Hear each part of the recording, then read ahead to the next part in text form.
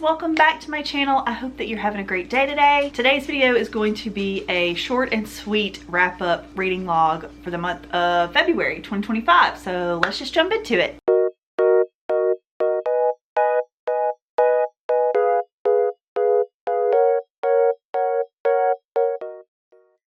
Now, I'm gonna be honest, January was much better than February. Honestly, I have been taking my time with my reading this month. I've been reading mostly books, I'll be real. I read 2 books this month and 1 manga, so this is very, very short. I'm gonna try to just kind of go through these in the same way that I normally would, and I hope that you enjoy the video. Remember to like, comment, and subscribe for more manga content and bookish content from me. I mostly talk about manga here on my channel, but I do talk about books on occasion.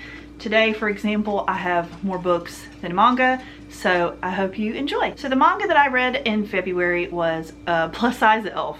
I did just post a complete and thorough review of a first impressions of this manga, but if you did not watch that, or if you're not really into those kinds of videos, or if you're new here, this essentially is a story about a elf who passes through a portal into the human world, can't return back to her world until she is the same exact weight that she was when she went through.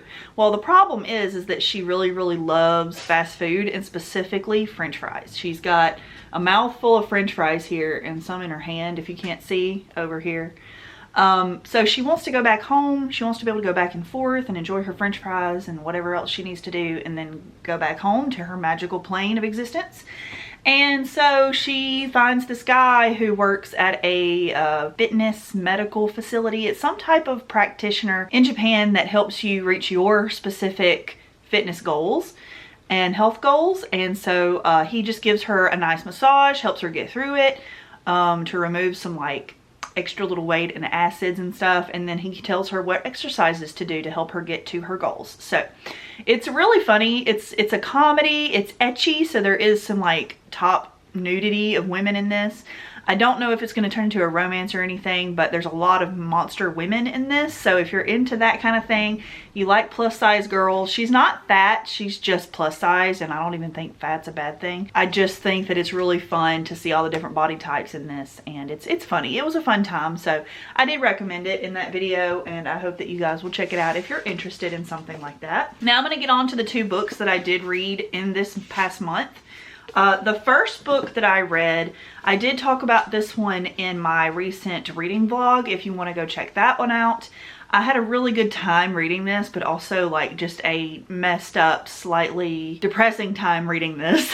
It's kind of a very topical book. It's called Wake Up and Open Your Eyes by Clay McLeod Chapman. This is a political horror novel. This book is from the perspective of a adult man. I don't know if he's in his 30s or 40s, but I'm assuming he's probably about my age or mid 30s, close to that point. And so he is, at the beginning of the book, goes to his parents' house, who they have been very quickly dissenting into the facts, news, far right leaning political spectrum, watching all of those shows that people watch. He doesn't live with them, so he hasn't been seeing it directly. He just gets these weird, ominous text messages and phone calls from his mom. And so he knows that they're going down that rabbit hole, but he's not involved actively in their life like that. So he doesn't see how quickly it is devolving them into what's happening. So if you're not aware, this novel is definitely very political, obviously. It takes the political issues that are going on in the United States right now and turns it into a horror, grotesque, post-apocalyptic situation. So of course this isn't realistic. There are parts of it that are, but it's very exaggerated, very magically exaggerated, and horrifyingly so. There is a young boy who, like a teenage boy, who is being possessed in the sense of like social media, like Twitter for him is making his mind go crazy. There is a small child who is not being brainwashed or whatever is happening to these people, and he is a victim, unfortunately, of the family that he lives with. It's just a small little boy, maybe 4 or 5 years old. There's the dad who initially kind of makes fun of the Fax News by watching it and thinks it's kind of funny just to sit there and watch the craziness that they're spouting. And then he starts believing it and like going crazy. And then the mom becomes like a yoga mom. Like she has her iPad and she watches these influencers on Instagram and becomes obsessed with the beauty mantra and wants to drink all these juices and do all these diets. And it's just all of these different ways that a person could turn into that. I thought it was very, very well written. I think that the beginning chapters of this were unputdownable. Holy crap, it was disgusting.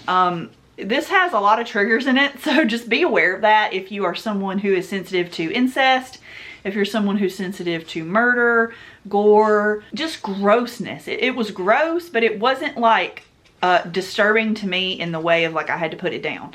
I really love this. This was gross. This was one of the first novels I read of the whole year, so it was so fun to read this. At the very end, it did kind of get boring to me, so I didn't love the very ending. I think I gave this 4 stars total at the very end. At the end, it started to feel more like a typical zombie novel.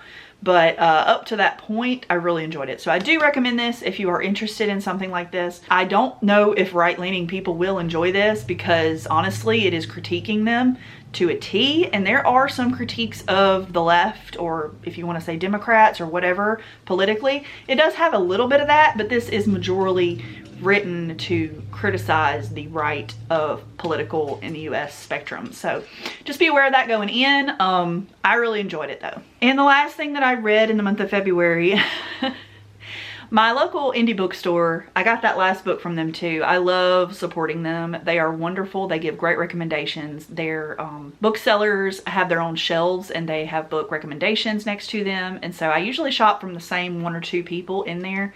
And this was one of those, a girl who worked there who recommended this. I've heard people say this is really weird and like grotesque and gross. And I'm like, okay, that sounds like me. But they had me a little worried that it was going to be like mostly body horror, which there is a lot of that in here, but not the kind that disturbs me. So this is Chlorine by Jade Song. It's a very short book. It's less than 300 pages. I got through it very quickly. I was very engrossed in the writing style, which is really interesting because after I reviewed it saying how much I love the writing style, I wish I had bookmarked. This would be one that I need to reread and just actually write in, highlight, and tab, which I never do with my books. But I just really loved her writing so much and enjoyed the story so much that I think I need to start doing that with my most favorite books. Just going through them and making notes because I want to talk to you about them more in some recommendation videos. So I might do that with this one in the future. If you're interested in seeing something like that, let me know. I might do a vlog specific for that. But if not, that's okay. This is about a girl who is I think she's going into high school, maybe middle school, and she wants to join the swim team because she just loves the idea of being a mermaid. Like she was obsessed with mermaids as a kid because her mom bought her a book about mermaid lore, and so she just really likes mermaids. And so she does get on the team, and her swim coach is borderline a predator, but never on page does anything to them other than just be really gross and creepy and borderline things. So be warned of that. Her and her mother are immigrants. Her dad did not stay in America with them. He stayed where they came from and just works, and I can't really say why other than he just hated it there. I don't know. She gets on the team. Her mom kind of has to neglect her due to working, and she's not really into the swim thing. And unfortunately, it leads to her daughter being lonely and not really confiding in her mother. And so she ends up becoming a part of this swim team. And I don't know much about sports with schools because I didn't join one in high school.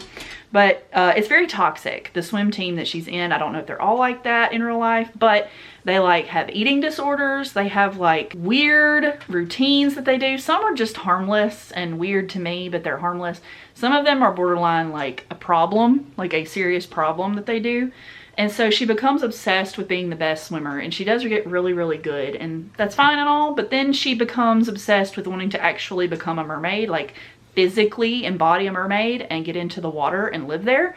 And that leads to some very gross and interesting things within her, things that she does to her body, things that she starts saying to people. And a lot of people don't take her seriously, but then her best friend, who there is some sapphic stuff going on in here, definitely very sapphic, mermaidy. But this was so fun, y'all. Like, I was obsessed with this book as I was reading it, and I still think about it a lot.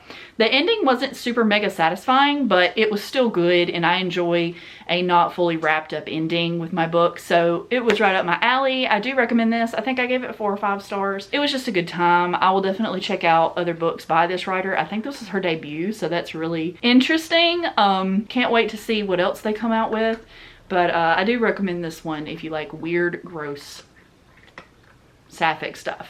But yeah, everybody, that's all that I read in the month of February. Sorry it wasn't a ton. Sometimes that just happens. I had a lot going on in February. I was very sick, like very, very sick.